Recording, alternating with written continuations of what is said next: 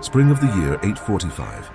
Dawn breaks over the Seine River, enveloping Paris in a cold mist. In the distance, the faint sound of deep Viking war horns echoes off the water. Out of the morning haze, a fleet of longships emerges, dozens upon dozens of dragon-prowed vessels gliding silently toward the city. The Frankish capital, fragile and unsuspecting, is about to face an onslaught unlike anything in its history. On the Ile de la Cité, the heart of medieval Paris, church bells toll for Easter Sunday Mass. Worshippers gather in stone chapels, unaware that their world is on the brink of chaos. But along the riverbanks, panicked messengers are already spreading the alarm. The Northmen are coming! The Viking fleet, reportedly 120 ships strong and carrying over 5,000 fierce warriors, has sailed up the Seine. These Norse raiders are led by a fearsome chieftain the Frankish chroniclers call Ragnar, a name now believed to refer to the legendary Viking hero Ragnar Lodbrok. Ragnar's very name strikes fear.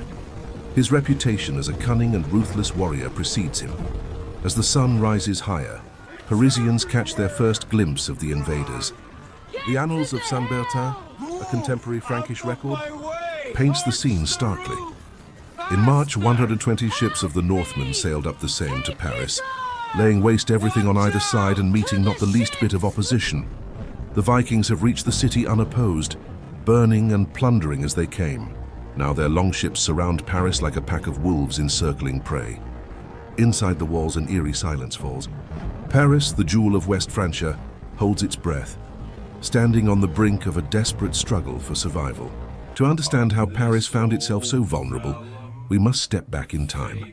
Just a few years before the siege, the mighty empire of Charlemagne had been divided by civil war. In 843, Charlemagne's grandsons signed the Treaty of Verdun, carving the realm into three rival kingdoms. Charles the Bald, one of those grandsons, now rules West Francia, the kingdom that includes Paris, but his reign is precarious. Fratricidal wars have bled the Frankish armies dry. The Annals of Fulda grimly record a great battle in 841, where there was such a slaughter that no one can recall a greater loss among the Frankish people in the present age.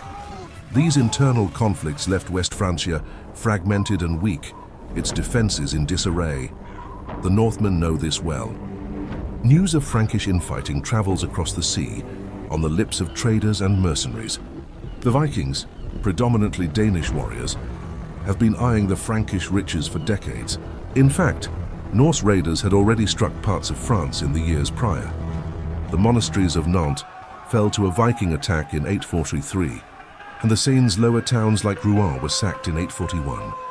The Frankish coastal defenses built by Charlemagne had crumbled amid the civil wars. Now in 845, the kingdom's weaknesses present an irresistible opportunity. One chronicler notes that the Vikings were well aware the Carolingian rulers were more focused on fighting each other than stopping foreign raiders. Ragnar Lodbrok, whether driven by ambition, revenge, or both, chooses this moment of Frankish weakness to launch the most audacious raid of all. Who is Ragnar Lodbrok? History and legend intermingle in his figure. In Norse sagas written centuries later, Ragnar is depicted as a larger-than-life hero. A big man, handsome and well-provided with wisdom, good to his men and cruel to his enemies, says one saga. He allegedly earned the nickname Lodbrok, hairy breeches, by slaying a venomous serpent while wearing fur trousers. Whether such tales are fact or fiction, by 845 Ragnar has certainly made a name for himself among the Franks. Some years earlier, King Charles the Bald had even granted a Viking leader, likely Ragnar himself, a fief in Flanders, hoping to buy his loyalty. But that experiment ended in betrayal. Ragnar lost the land and the king's favor, perhaps planting the seeds of his vengeance. Now Ragnar is back, not as a royal ally, but as the leader of a massive invading host. These Vikings come not only for wealth, but for glory. Guided by their warrior ethos and pagan faith, they believe that a life of conquest is the surest way to fame in this world and honor in the next. Odin and Thor, their gods of war, reward bravery. A warrior slain in battle is promised a seat in Valhalla. This belief steels Ragnar's men with near fanatical courage. They are fighting for plunder, yes, but also for a place in eternal saga. And Paris, the richest prize in West Francia, will bring them both, gold and eternal renown. Meanwhile, Charles the Bald scrambles to respond. Distracted by rebellions and wars on many fronts, the Frankish king now realizes the severity of the Viking threat as reports stream in from the coast. He cannot call on his brother kings for help. They have their own Viking troubles. Indeed, another Viking fleet under King Horik of Denmark is attacking East Francia up the Elbe River at this very time. Charles must face Ragnar with what forces he can muster from his depleted realm. As winter turns to spring 845, ominous omens fill the air. The chronicles mention a very hard winter that year, which further weakened the land. Famine and hardship have plagued the populace, and morale is low. It is against this troubled backdrop that Ragnar's fleet sets sail for Paris, and the stage is set for a confrontation that will pit a legendary Viking raider against a beleaguered Frankish king. Far to the north along the Danish and Frisian coasts, Ragnar Lodbrok prepares his fleet for war. We enter a Viking coastal encampment at twilight. Rows of sleek longships pulled onto the pebble beach, warriors busily loading weapons and provisions. Blacksmiths sharpen iron swords and broad axes that gleam in the firelight. These weapons are light and lethal, ideal for swift raids. The Vikings carry sturdy round shields and spears, and many wield the famed Danish battle axe. Despite modern myths, they do not wear horned helmets in battle. Those would only get in the way during a fight. Many don simple helmets, or mail hoods, their bodies protected by leather and ring mail. Each man is armed to the teeth. An observer noted they could carry multiple weapons at once and march long distances without slowing. Ragnar moves through the camp, a towering figure, exuding confidence. His warriors address him with respect. He has proven himself in prior fights and earned their fierce loyalty. According to later Norse tradition, Ragnar is accompanied by legendary fighters known as berserkers. These are shock troops who wear the pelts of wolves or bears and fight in a trance-like fury. On the eve of battle, they work themselves into a berserker rage, biting their shields, howling like beasts, and making themselves impervious to pain, or so the legends claim. Such men at the forefront of Ragnar's host will strike terror into any foe. In the chill night air, Ragnar's shamans offer sacrifices to the gods. Perhaps a goat or rooster is slain, its blood sprinkled on the prow of the flagship to invoke Odin's favor for the voyage. The Vikings believe Odin, the Allfather, guides warriors and snatches up the bravest of the slain. They likely dedicate this coming raid to him, the hanging god who rewards victory with plunder. The longships themselves are masterpieces of craftsmanship, the pride of Viking technology. Archaeological finds, like the famous Oseberg ship, confirm these vessels were long, slender, and brilliantly engineered, shallow drafted enough to navigate narrow rivers, yet sturdy enough to cross stormy seas. Their hulls, made of overlapped oak planks, can beach directly onto riverbanks and launch again with ease. This gives Ragnar an invaluable strategic edge.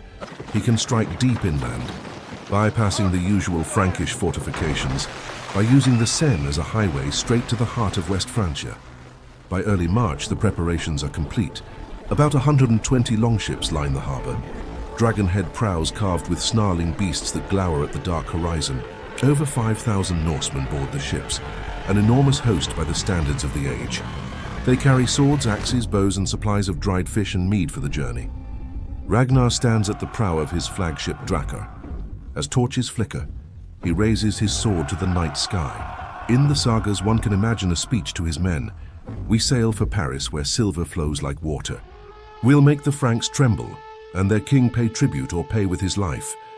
The warriors roar in approval, banging sword on shield, a thunder that rolls across the water.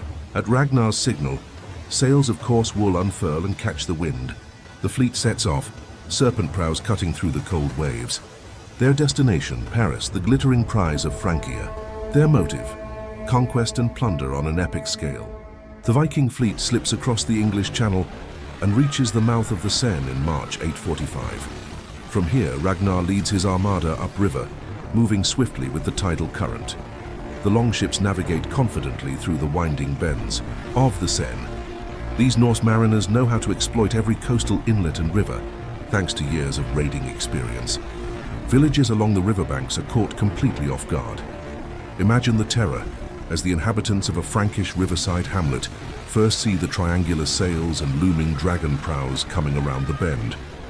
Many have never laid eyes on Vikings before, though rumors of their savagery abound. Now those rumors come to life. The Northmen land without warning and fan out with swords drawn. One by one, the riverside communities fall. The annals of Saint-Bertin report that the Vikings advanced, laying waste everything on either side of the Seine and meeting not the least bit of opposition. Monasteries, the spiritual and cultural centers of Francia, make especially easy targets. Outside the city of Rouen, the monks of Saint-Ouen Abbey and Jumièges Abbey scramble to save their holy relics as the pagan raiders approach. In a scene tragically common in this era, these abbeys are looted and put to the torch, their libraries and treasures seized, their wooden roofs left in flames. The Norse are thorough in their plundering. Golden chalices, jeweled reliquaries, silken altar cloths, all the wealth devoted to God, is now fair game for Ragnar's men. Each success adds to the Vikings' confidence. They encounter scarcely any resistance. Local Frankish garrisons are too few and too weak to mount a defense. Those who cannot flee are cut down or enslaved. The reputation of the Vikings grows more terrifying with each league they advance. When Paris's inhabitants heard of Ragnar's attack, they were shaking in their boots as Lodbrok's terrible reputation preceded him, one account later noted. News of the Viking onslaught races ahead upriver. Refugees, bruised and weeping, carry tales of unspeakable horrors to Paris. By the time Ragnar's fleet nears Paris, the city is gripped by panic. Paris, in the 9th century, is a relatively small, walled island town, its population perhaps in the tens of thousands. The core of the city sits on the Ile de la Cité, encircled by remnants of old Roman walls that have crumbled over the centuries. Beyond the island, on both banks of the Seine, lie suburbs, including Saint-Germain-des-Prés to the south and Saint-Denis to the north, which are famous for their abbeys and riches. King Charles the Bald, upon learning that the Vikings had sacked Rouen and were heading toward these sacred sites, takes action. He is determined not to let the royal abbey of Saint-Denis be destroyed, according to one chronicle. Mustering. Every soldier he can, Charles rushes to the defense of Paris. He decides on a bold strategy to counter the Vikings' mobility.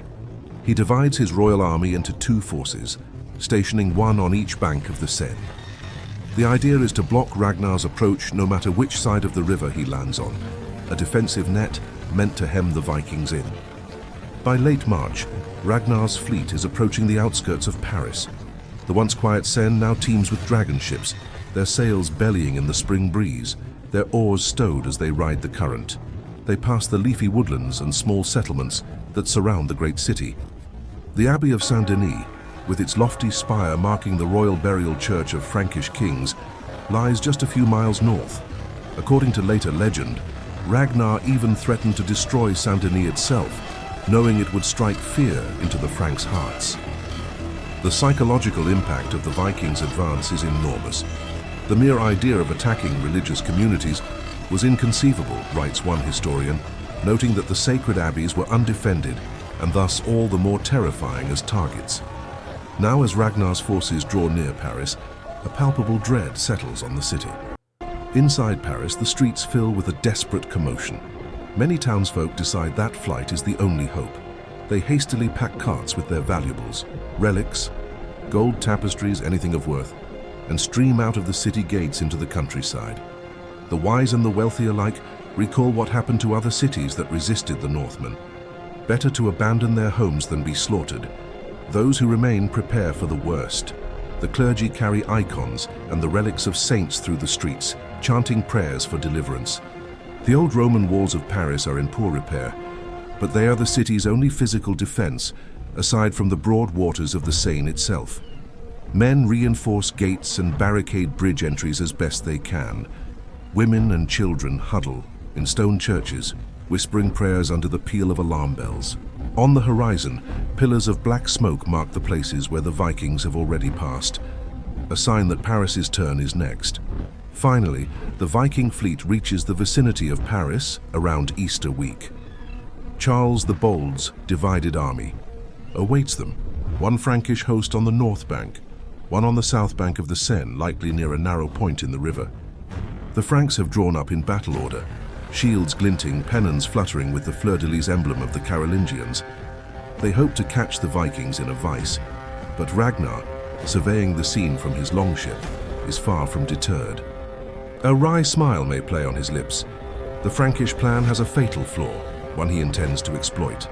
As his boats approach the confrontation point, Ragnar signals his forces and makes a fateful decision, one that will decide the destiny of Paris.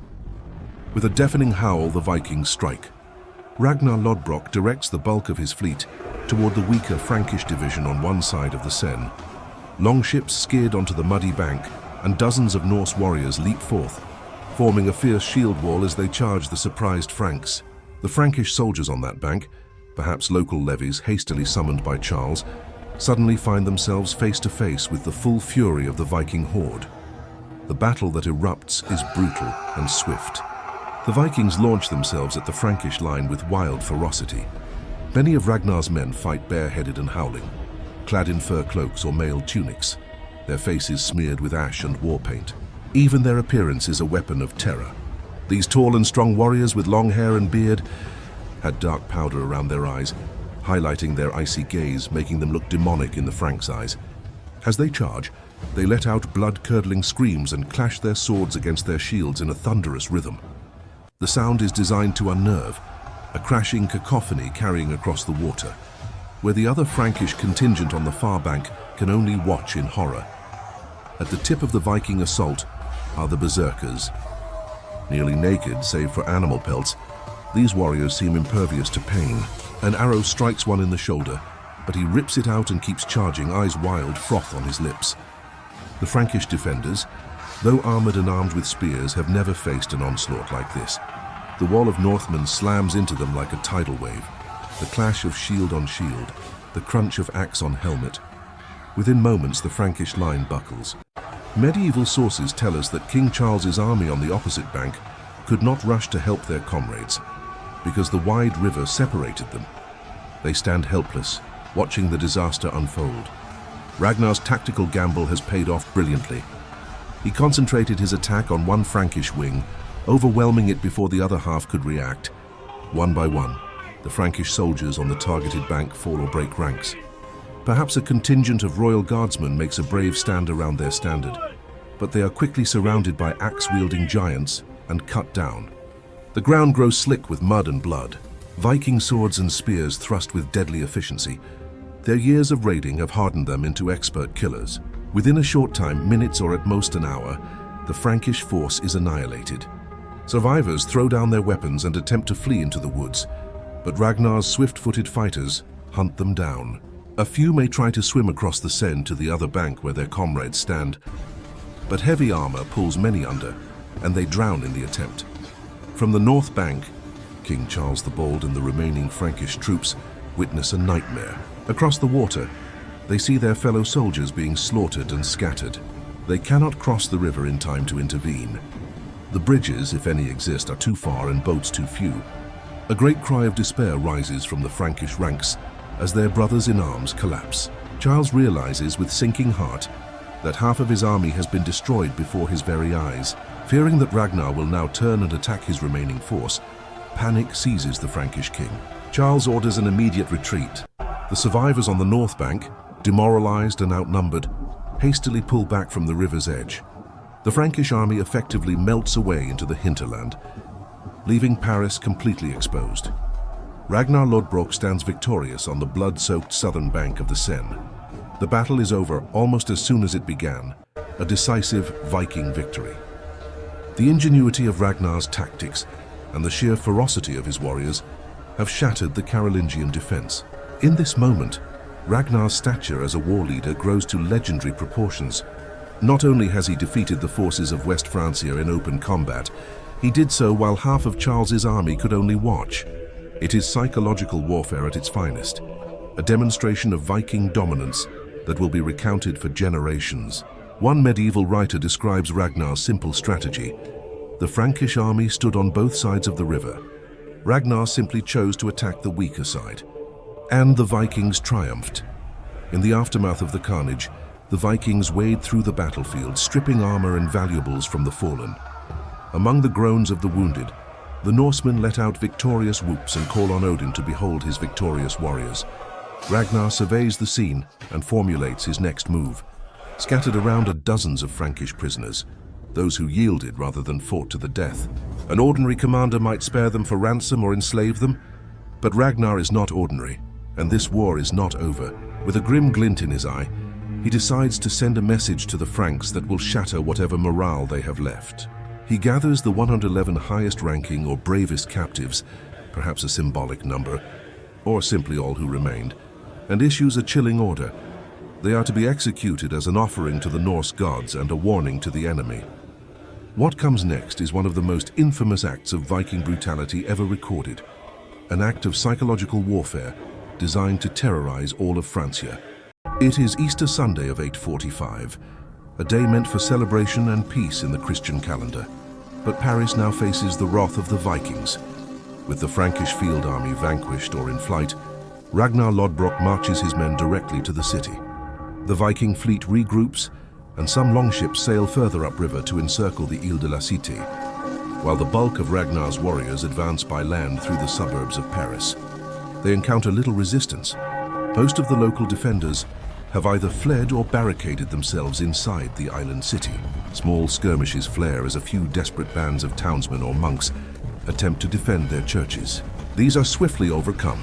Outside the walls, Viking warbands overrun the Abbey of Saint-Germain-des-Prés, plundering its rich treasury. They smash ornate reliquaries and strip gems from holy books. The venerable abbey, resting place of a beloved Parisian saint, is left a smoldering ruin, an ominous sign of the Norsemen's dominance. On March 28th or 29th, 845, Easter weekend, Ragnar Lodbrok enters Paris. The city's defenders, seeing no hope of relief, may have opened the gates to spare themselves a bloody sack, or the Vikings might have forced a crossing onto the island. Accounts are scarce on the exact method, but what is clear is that the Norsemen occupy Paris with ease. The scene inside the city is ghostly. Much of the population has already fled with whatever valuables they could carry. Many streets are nearly empty. Here and there a few brave souls remain. Perhaps the Bishop of Paris and some priests stay behind, praying at the altar of the cathedral for a miracle. Perhaps a handful of nobles are holed up in the old palace. But no miracle comes. Ragnar's men fan out through the silent city, kicking in doors and shouting in triumph. They seize what treasures were left behind, though to their frustration they find far less loot than expected. One later chronicler noted that, unfortunately for the Vikings, Parisians had already fled with their most precious belongings. Gold and jewels that might have been easy plunder are largely gone. The invaders vent their anger by smashing what they deem worthless, simple pottery, furniture, even the wooden crucifixes and icons in the churches. Fire is set to several buildings for sheer intimidation, sending columns of smoke spiraling into the sky above the city. Yet even as the Vikings claim victory, an invisible enemy strikes them from within. Not long after they occupy Paris, pestilence breaks out in the Viking camp. Men who survived the sword now fall ill with a mysterious sickness. We can imagine the symptoms from historical hints: high fevers, cramps, vomiting, likely dysentery or some waterborne plague. The cramped conditions of a military camp and the unfamiliar climate may have contributed. According to Frankish sources, as the Vikings feasted on the bounty of Paris, perhaps gorging on wine and livestock seized from abbey cellars, the illness spread rapidly. Warriors who only days before were howling for blood are now curled in agony, their strength sapped. Ragnar himself grows concerned. Such disease can cripple an army. The Vikings are pagans, and their first reaction is to appease their own gods. They slaughter extra animals as sacrifices, burn incense to Odin and Thor, and chant spells for healing. But the plague does not abate. In Ragnar's camp there are also Christian captives, priests or monks taken during the raids. One of these prisoners, perhaps a clever Frankish monk, offers a different advice. He tells Ragnar that the Christian god might be punishing them for attacking the holy city during the sacred Easter time. This monk suggests that the Vikings try a Christian ritual, a fast, to show penitence. Desperate to save his men, Ragnar heeds this counsel. It is a remarkable sight. The pagan Norse, who had mocked the local priests and laughed at Christian superstition, now abstain from food and pray, perhaps awkwardly, under the direction of their Christian captives. And as the story goes, the plague miraculously subsides. The Vikings, in their own chronicles, might credit Odin's favor or pure coincidence. But in Frankish eyes, this is a sign of divine intervention. The Christian god, or the patron saints of Paris, have shown their power by afflicting the invaders and then relenting when proper respect was paid. Indeed, a later account recounts that Ragnar came to believe the plague was the work of Saint-Germain, a long-dead bishop of Paris whose abbey Ragnar had desecrated. Within a few days, Paris has been thoroughly plundered. The great city is left a shell of itself. Churches looted, streets littered with debris, the air heavy with the mingled odors of smoke and death. Many captives, likely whoever survived and did not flee, are rounded up by the Vikings destined for the slave markets back in the north. Monks, nuns, and common folk alike are chained together, weeping for deliverance. Meanwhile, Ragnar takes stock of his situation.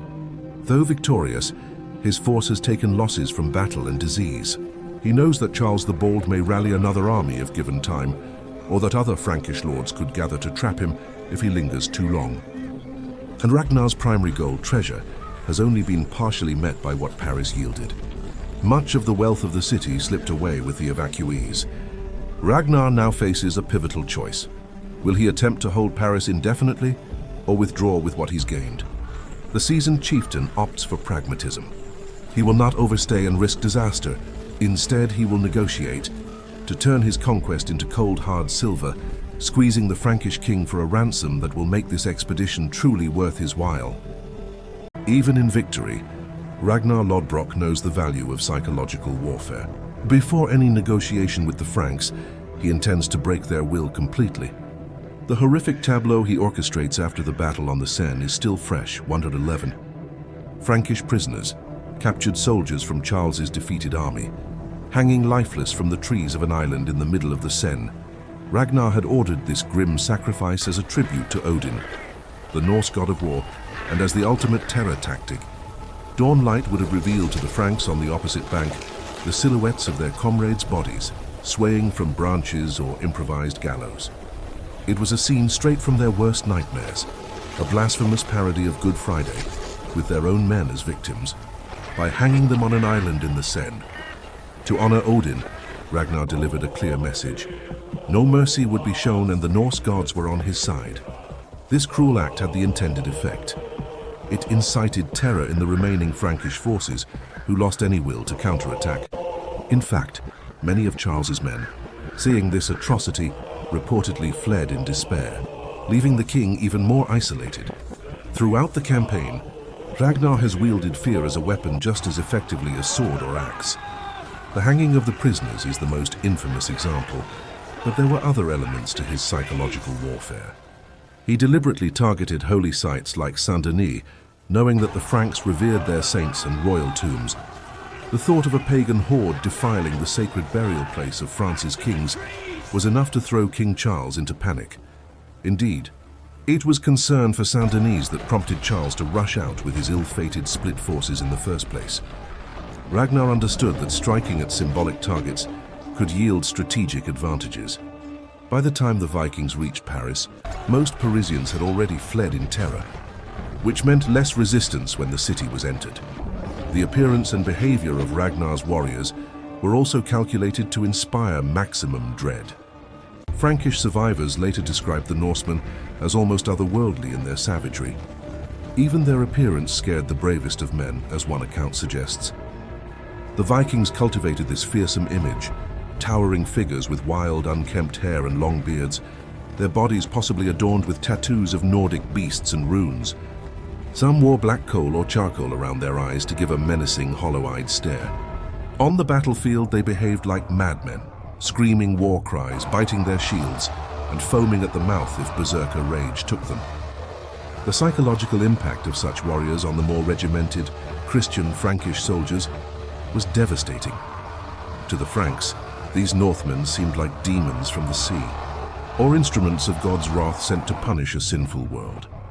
According to later Norse saga legends, Ragnar personally confronted King Charles during the campaign in a display of boldness. One legend claims Ragnar captured a dozen important Frankish knights and executed them in front of King Charles's eyes, taunting the monarch with each killing until Charles, paralyzed by fear, turned and fled the field. While this particular scene is likely apocryphal, born of saga embellishment, It encapsulates the essence of Ragnar's psychological edge. He projected an aura of invincibility. Even King Charles, a grandson of Charlemagne himself, felt powerless and so scared that he fled, abandoning Paris in the face of Ragnar's onslaught. In truth, Charles's flight was a strategic retreat rather than cowardice, but the narrative of terror took hold. The Vikings had made a great king run for his life. This story would echo through chronicles and later sagas, further enhancing Ragnar's terrifying reputation.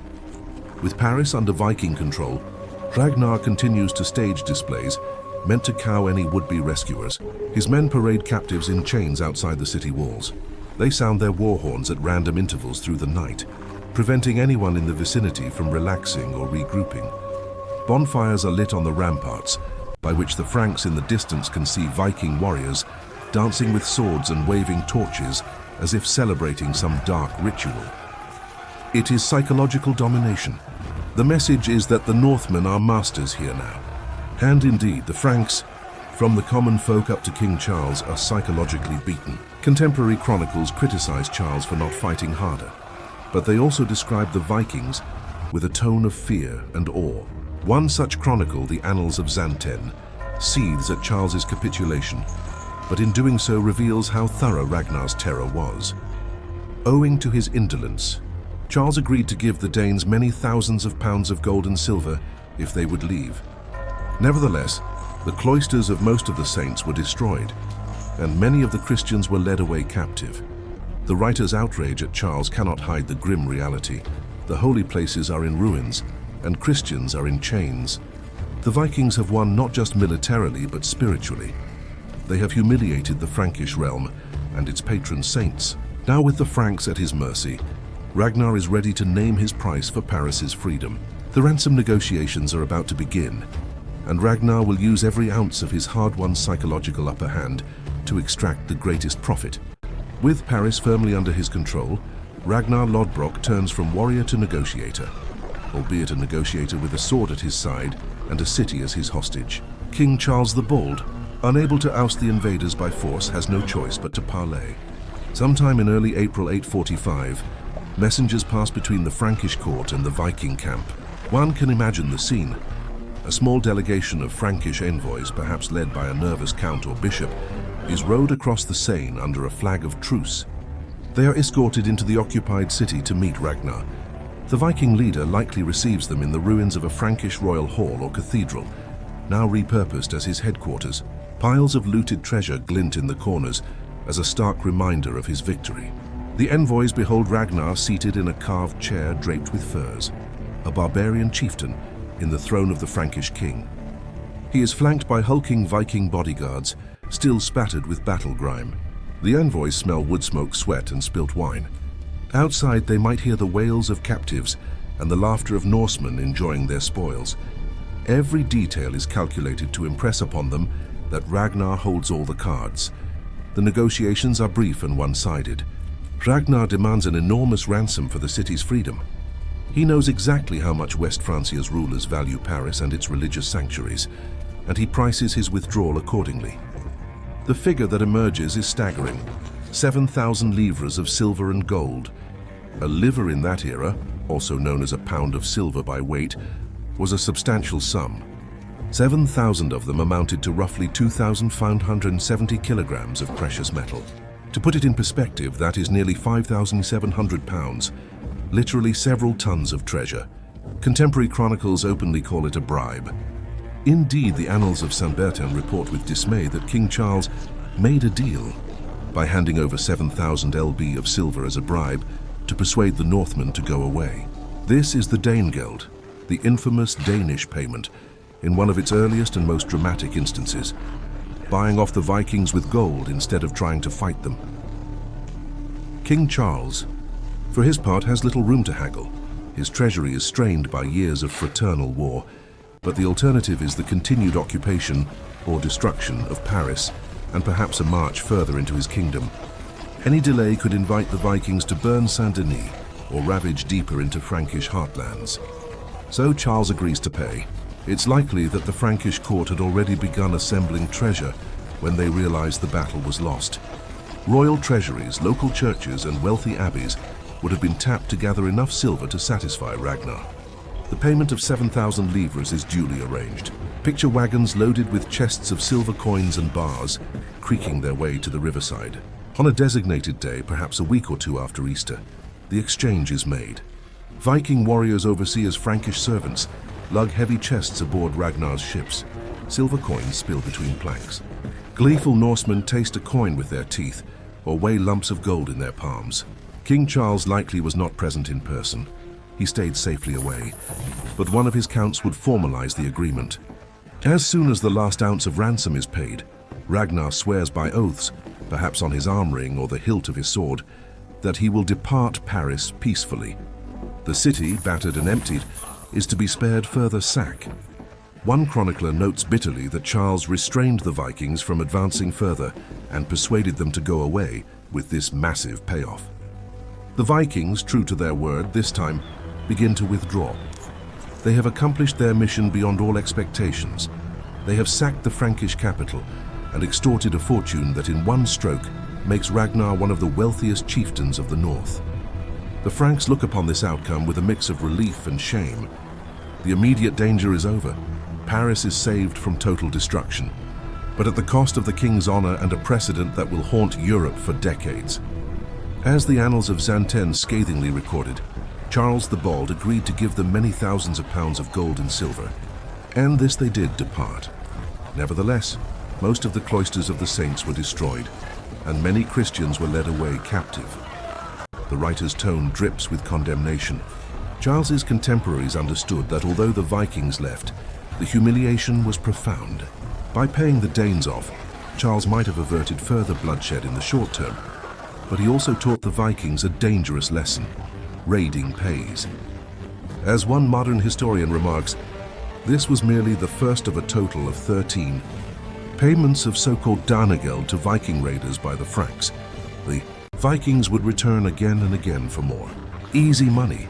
As Ragnar's fleet prepares to depart, the Vikings load not only the ransom silver, but also countless other spoils. Crates of Frankish weapons and armor, sacks of church chalices and ornaments, and a long line of chained captives who will be sold in the slave markets of Scandinavia or the Baltic. True to their nature, Ragnar and his men do not depart meekly. While they promise to leave Paris, they make no promises about other targets on the way home. Sailing down the Seine, the Vikings pillage several sites along the coast on their return voyage, including the rich abbey of Saint-Bertin in Flanders. They are like lions with one last opportunity to feed before quitting the field. Only once they reach the open sea do the Northmen finally steer their prows northward, heading back toward their homeland, laden with treasure beyond their wildest dreams. Behind them, the city of Paris stands in shambles but alive, bought and ransomed by its king. As the last Viking longship disappears over the horizon, one imagines a collective sigh of relief rising from the few Parisians who remained. They have survived the unthinkable. Easter 845 will be remembered not for joyous resurrection, but for a different kind of deliverance. The day a heathen army came and went, and the very gold of the realm was the salvation of its people. King Charles's decision to pay 7,000 pounds of silver for peace may be judged harshly, but in that desperate moment, it spared his kingdom from further ruin. Now, however, the Franks face the future knowing the Viking threat is far from over, and that next time the price might be even higher. The Vikings have gone, but the shockwaves of the siege of Paris echo across Francia and beyond. In the immediate aftermath, King Charles the Bald faces both criticism and relief. His nobles and churchmen are furious that he paid off the pagan invaders, a humiliation that seems to betray Christian Europe to the heathen. Charles's prestige is badly dented. He is condemned as indolent and cowardly by some contemporaries. Yet many common folk and clergymen, surveying the burnt ruins around Paris, must privately thank God that the city still stands at all. The alternative could have been utter destruction. In a world where kings were expected to fight, Charles chose pragmatism over glory. He had other fires to put out in his realm, rebellious nobles and opportunistic brothers. And perhaps he calculated that buying time with the Vikings was the only realistic option. History, however, is not kind to such calculations. The danegeld policy had begun, a terrible precedent that would encourage future Viking raids. If 7,000 pounds of silver could be had for one raid, why not come again? Indeed, over the coming decades, Viking bands would strike Francia repeatedly, often securing hefty ransoms in exchange for departure. It was said grimly that once you pay the Danegeld, you never get rid of the Dane, words that would ring true for Charles and his successors. For Paris and the Frankish people, the siege of 845 became a cautionary tale and a catalyst for change. The sheer audacity of Ragnar's attack, sailing up the Seine and extorting the capital, proved how vulnerable the Frankish heartland was. In response, measures were taken to fortify and defend the realm against future incursions.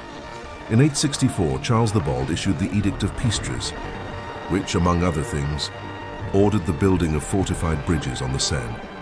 These bridges at points like Pitre and even Paris itself were designed specifically to block Viking longships from sailing freely upriver. Ironically, it would be at one of these fortified bridges in 885 that the Vikings would be held at bay in the Second Great Siege of Paris. Local defenses were also reformed. Powerful nobles such as the family of Count Odo of Paris took charge of regional security.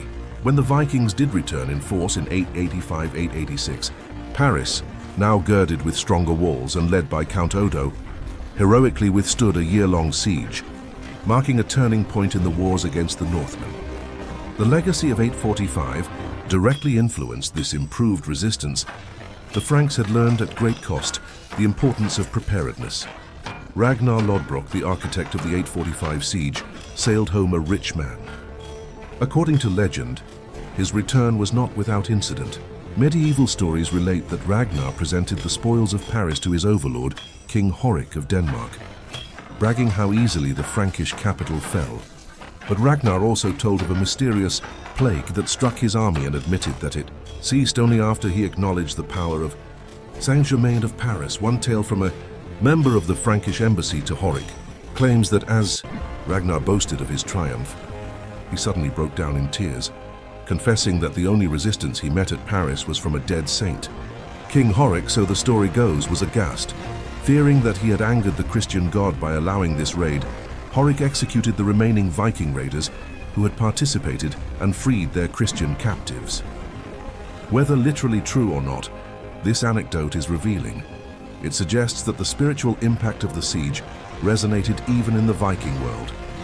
The Frankish mission under Count Cobbo compelled Horik to make peace, return some treasure, and accept Christian missionaries like Archbishop Ansgar into his realm. In part, the horrors unleashed at Paris, and perhaps fear of the Franks' god, prompted a rare moment of reconciliation. As for Ragnar himself, his legend only grew. The sagas would weave the siege of Paris 845 into Ragnar Lodbrok's tale as one of his greatest exploits, the time he conquered Paris and secured an immense tribute. They portray him as a fearless and cunning warrior, a Viking archetype who embodied the spirit of the age. According to these later Norse stories, Ragnar's thirst for adventure was not quenched by Paris. He supposedly turned his eyes to England, where he met his fate in a snake pit after being captured by King Ella of Northumbria. That, however, is another saga, one that inspired Ragnar's sons to launch the great heathen army in vengeance. Historically, it's unclear if the Ragnar who raided Paris is the same man of the English legends, but the mythic Ragnar is an amalgam of such daring feats. Paris cemented his fame. It proved that even the mightiest cities and kings of Christendom could be brought low by Viking daring. The Siege of Paris in 845 thus stands as a defining moment of the Viking Age, where myth and reality converge on the banks of the Seine. Archaeology, chronicles, and sagas together help us reconstruct this dramatic episode. We have walked through ruins and read monastic annals that cry out in outrage, and we have hearkened to the echoes of skaldic poetry celebrating Ragnar's triumph. The legacy of that Easter of 845 was twofold. For the Franks, it was a lesson written in fire and blood. They learned to strengthen their walls, build bridges, and eventually to not always give in to the Danegeld. For the Vikings, it was proof that boldness could yield unimaginable rewards. The legend of Ragnar Lodbrok's raid on Paris would inspire generations of sea kings to come. In time, Francia would recover and even absorb the Northmen. The creation of Normandy in 911 by granting land to Viking leader Rollo was one direct outcome of these repeated sieges. But in 845, all of that lies in the future. What people remembered in the years after 845 was the image of Paris in flames, the air thick with the lamentations of the faithful, and the exultant shouts of pagans. They remembered that a great king had been forced into a devil's bargain to save his city. And they remembered the name of Ragnar Lodbrok, who went from the misty pages of legend to suddenly appear at their very gates. The siege of Paris became a story told in both Frankish chronicles and Norse sagas, each with their own spin, but both agreeing on one point. Paris had nearly fallen to the Vikings, and only a mountain of silver bought its salvation. In that agreement of sources, we find the truth of how momentous 845 was. As one modern writer succinctly put it, Ragnar's legendary exploits, exemplified by the sack of Paris, illustrate the Viking era's mix of opportunistic violence and shrewd strategy, securing both riches and reputation. Standing at the destroyed gates of Paris, Bishop Serlo, a fictional witness we might imagine, would turn to his flock and say, "Never forget this day." And indeed we have not. The 845 siege of Paris lives on as a gripping chapter of medieval history, a tale of bold invaders and desperate defenders, of gods and plagues of gold and iron. It is a story that remains as suspenseful and immersive as any legend. And as we conclude this journey, the final image lingers, the Seine flowing quietly once more, carrying away the Viking ships laden with treasure, while the humbled city of Paris begins to rebuild, scarred, wiser, and forever changed by the wrath of Ragnar Lodbrok.